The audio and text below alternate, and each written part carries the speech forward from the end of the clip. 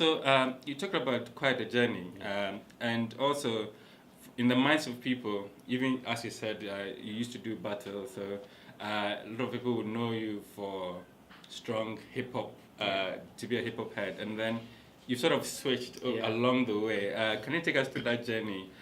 Why you decided to uh, grow your art beyond just what people knew you for in the beginning? Yes, thank you. Times were tough, and we were doing hip hop in an era where people would not accept it. We were doing, I mean, English rap, I should say, because then Tiny and Co was still doing hip hop, even though they called it hip life.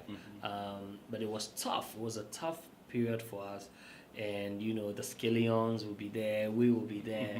Sometimes we meet and then we discuss these things. Charlie Tricks, so Charlie, when these things will really pop off like that. Then I went to South Africa. I happened to join a few guys who went to South Africa for Channel O Awards. And then I heard a track. I heard a track, and the guy was rapping in, I think, Swahili or African. And no, the chorus was in African and the rap was in English. And I said, damn, I can do this. So when I came back, I decided to do Nobody Knows Tomorrow just as a track. One, I was filled with so much pain. I just wanted to do a track to pour it out. And in my mind, my silly little mind, I was doing a track that, if the people in the past who had hurt me will hear, and then they'll be like, Trick did it. And so when I did that track, I wasn't going to promote it because I had done a song with 4x4 and Tiny all on the track. And for an underground artist to get that, I felt like that was a track to push. But when this one came out, it took fire. Then people saw that, we can actually commercialize this hip hop thing.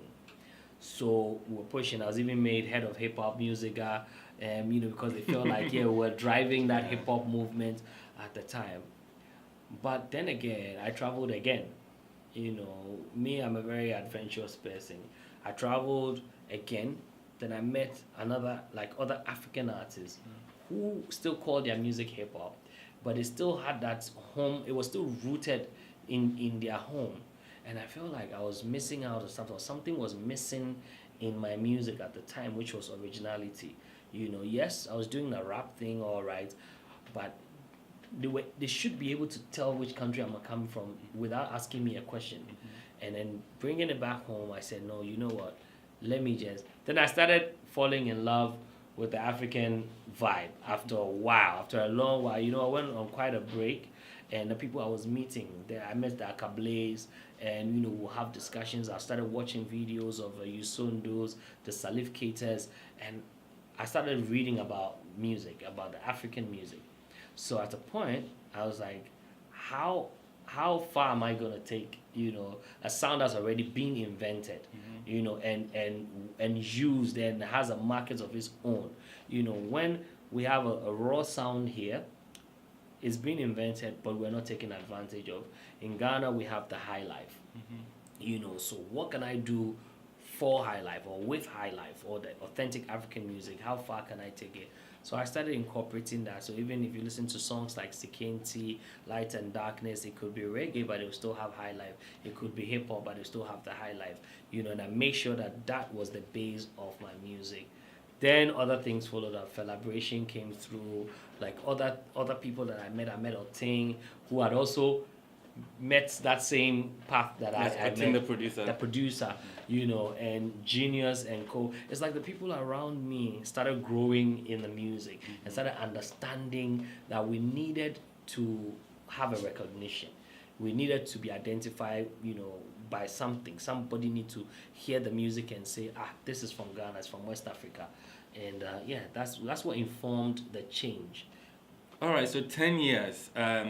Tell me your top 10 favorite songs of yourself within the period. Wow. My Life, obviously. My Jolly. AJ with Raquel. Usikenti, that makes 4. Usikenti. Well, Motro Mojo, before I forget. Jogodo was one of my favorites, but it really didn't make the market.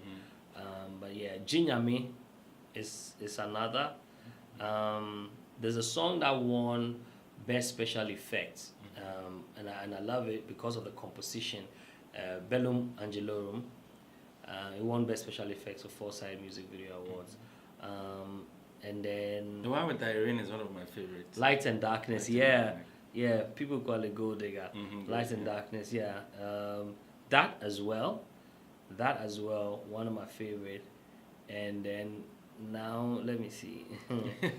There's Where Would They Go Now. That's Exactly. I never thought I could create a sound like that. So Where Would They Go will be.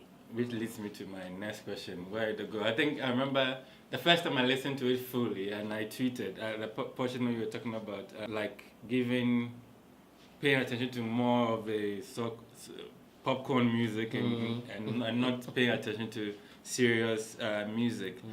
First of all, what informed you to put together that song in terms of reflecting on the industry in general?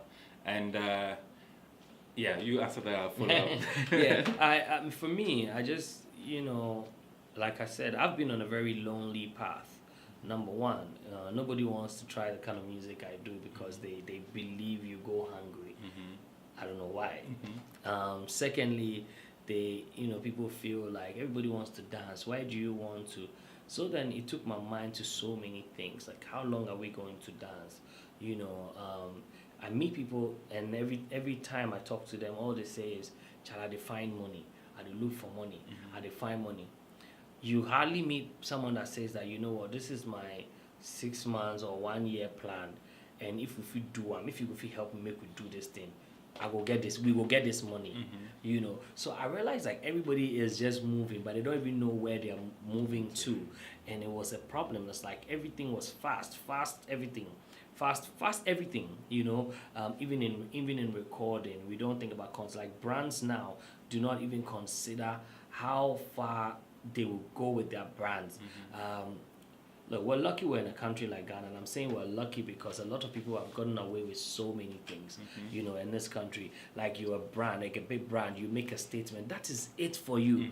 I remember how Rick Ross lost his deal with Reebok after passing a comment in his music. It wasn't even a statement he made. The likes of Chris Brown losing out the Disney deal because of the Rihanna issue. And currently people pulling out songs they've ever recorded with R. Kelly.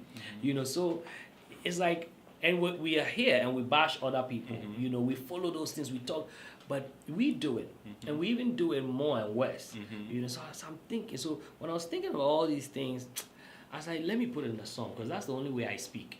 Let me put it in a song. Let me prick the conscience of the people. I know that they will not dance to it. I know they may not even jam it. I know they may not even go and download it. But even if it's 1% or 0.5% of the population get to hear this message and it pricks their conscience, for me, they will affect other people and it will multiply. And that's what I stand for. And so that's why I did that music. Good. And so talking about getting people to listen, you are also a radio person. You're on radio on one of the most popular youth stations. When you're choosing music for your playlist on your show, what kind of music do you choose? What informs what you push? Well, for me, I think that my show is very much open because of this same commercial issue. Left to me alone, if I owned the station, I would have done things a bit differently. But what we do at Y is we push new sound and like new music. People may have forgotten, but until YFM came, there were certain kinds of music that would never be on commercial radio. People would never play it, and these are things that when we meet at our content meetings we discuss. So on my show, a typical show, I'd like to touch on a bit of everything. Like for instance, I picked up Sina Soul's Owl, and I started playing when nobody had played it. I played it until everybody started playing it, and now she's all over the place. We were the few people that are playing songs of the Walasis and co. So that's one. I love to hear good content. The sound must be very good. It must be clean. But sometimes the DJs get carried away, so we don't get to tell them what decide so much. But if you ask me, what I would have expected from a song is a different kind of sound, I want to hear how experimental you've been with the song, and then your content. Me, I'm a content person. You know, yeah.